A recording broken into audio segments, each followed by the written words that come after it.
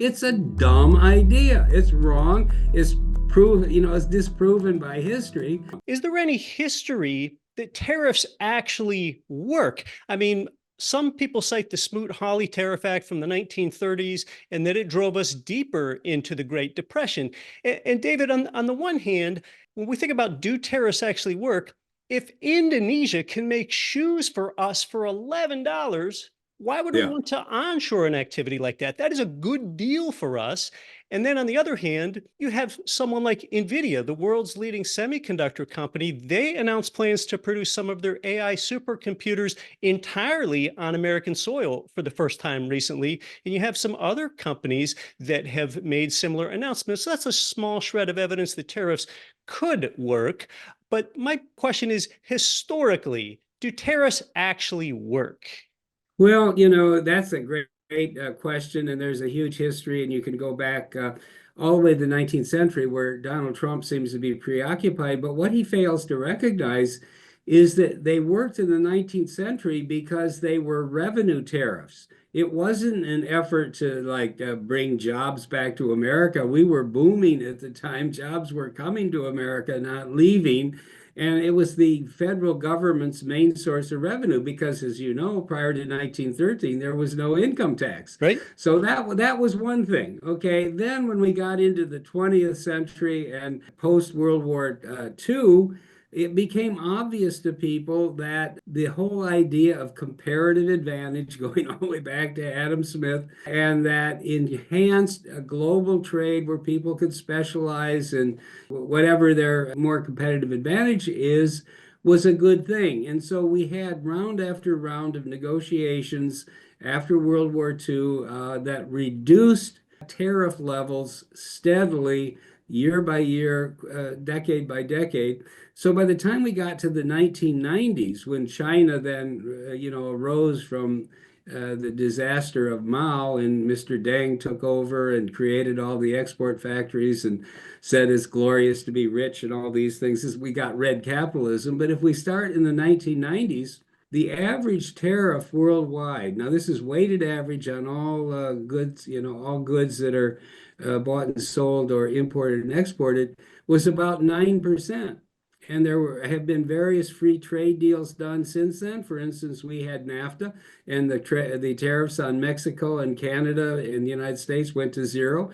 We had a free trade deal in 2012 with South Korea. This never comes up, but the tariff on South Korean goods coming to the U.S. is zero. The tariff on U.S. exports going to South Korea is zero because we have a free trade agreement and it's worked out pretty well with South Korea. Now, we're not the only ones doing this. Countries all over the world. The EU is a total free trade zone, an economy almost as big as the United States that used to have, tariff levels between countries. Now it's one big free trade zone. So if you take the entire world economy, that 9% weighted average tariff of the early 90s, which was down from maybe 20, 25, 30 pre-World War II in this Smoot-Hawley era, was down to 2.25% by the time that Donald Trump took office the first time around in 2017.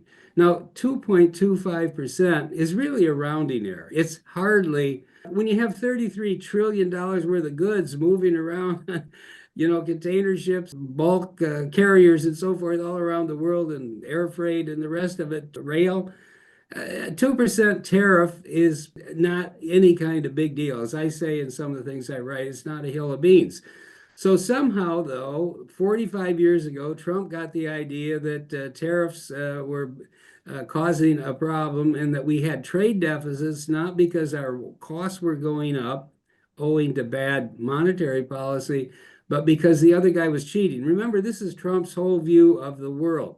It's a zero-sum game. I win, you lose, and if I'm not winning, it's because you're cheating. Okay. In other words, I'm inherently going to win. America's inherently going to win unless the other guy is cheating. So now Trump sees the world the same way that I think he looked at electrical and plumbing contractors in the Bronx in the 1980s and 1990s when he was developing his various real estate projects. And, okay, these are pretty rough and tumble guys. Push It's them not around. an easy way to make a Yeah. living. So there's a lot of, there's a lot of pretty rough baseball that's played. But, that mentality that the other guy is always trying to screw me, the other guy's always cheating, the other guy's preventing me from winning is his basic mentality. And it's not applicable, it's not useful at all to try to understand the global economy, try to understand why America's $29 trillion economy is not chugging along as strongly and as productively as it should be, why real wages are not making the gains that workers should be experiencing and so forth. So he ought to get out of this whole trade war thing, which he started. I don't know how he does. It's a little late. And focus on the problems on the home front. In other words, our trade problem has been caused by too much spending, too much borrowing, too much money printing on the banks of the Potomac. It's not basically caused in Beijing or Tokyo or Seoul or even Brussels. And we need to get back to the basic and the real culprit, which is the Federal Reserve and its current chairman, Powell. If he wants to attack somebody, go after the Fed, go after Powell, but you ought to give them a mandate to bring inflation to zero and to stop fooling around with everything else and to stop monetizing the public debt that is buying government. Take care of your own backyard first before you start Yeah, picking on right. your neighbor. Yeah, Sure. yeah, Yeah. exactly. I've been in this for a long time. As I said, I started on Capitol Hill. There have been a lot of protectionist politicians, but they always argued, free trade is good, but it has to be fair trade. And, we have this example in our steel industry, for instance, where producers abroad are competing unfairly for one reason or another. But the point I'm getting to is they always said this is an exceptional case.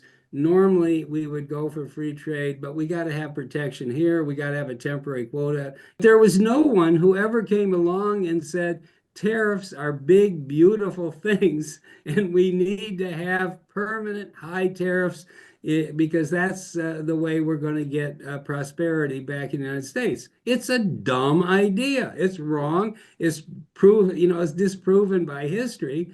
And people, even though Trump has done a lot of things that I like, he's got rid of DEI, he's got rid of all of this, green energy, climate crisis nonsense. I think it's all of that he's done is to the good.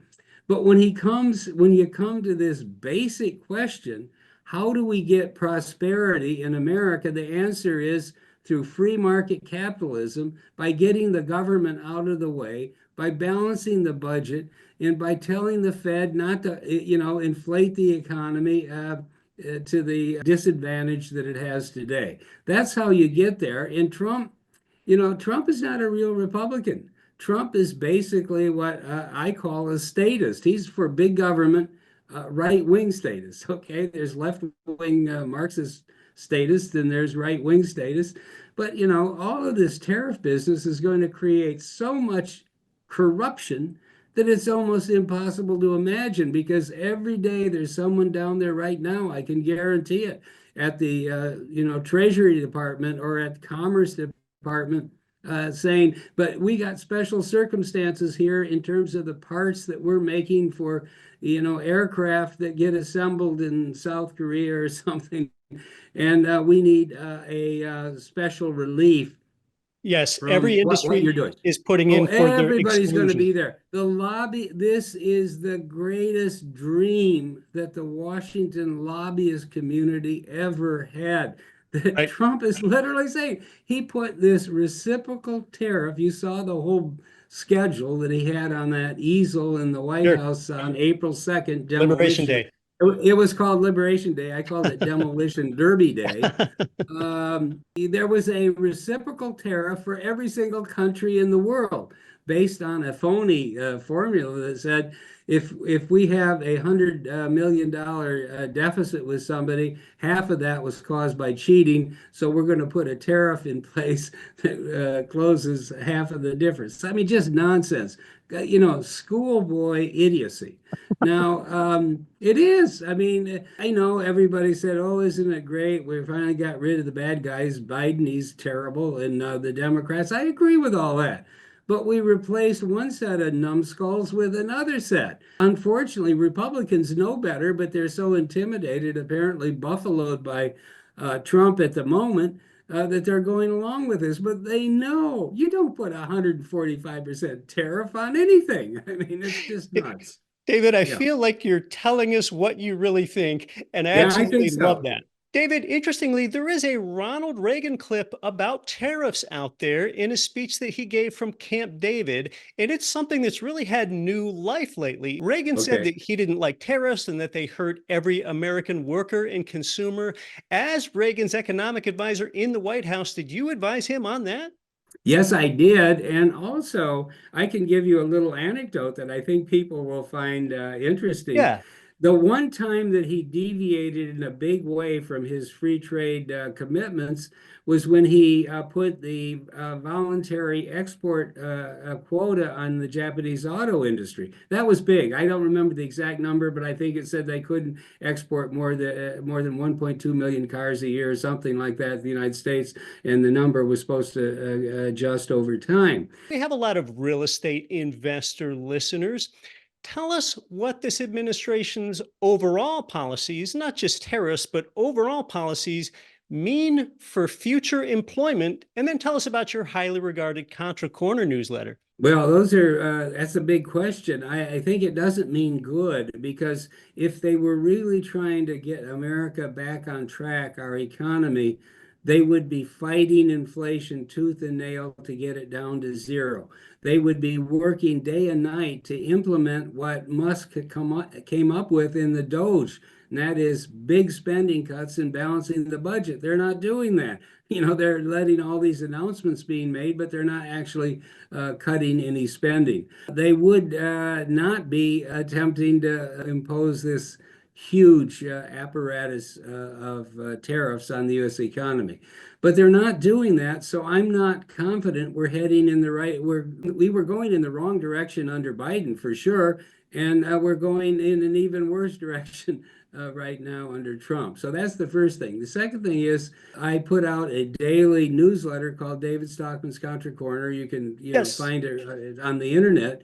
But this is what we write about every day. And I say a plague on both their houses, the Democrats, the Republicans, they're all in many ways just trying to justify government meddling, government spending, government borrowing, government money printing, when we would do a lot better if we went in the opposite direction: sound money, balanced budgets, free markets, and so forth. So, and in the process, I'm not partisan. I was a Republican congressman. I was a budget director of the Reagan administration.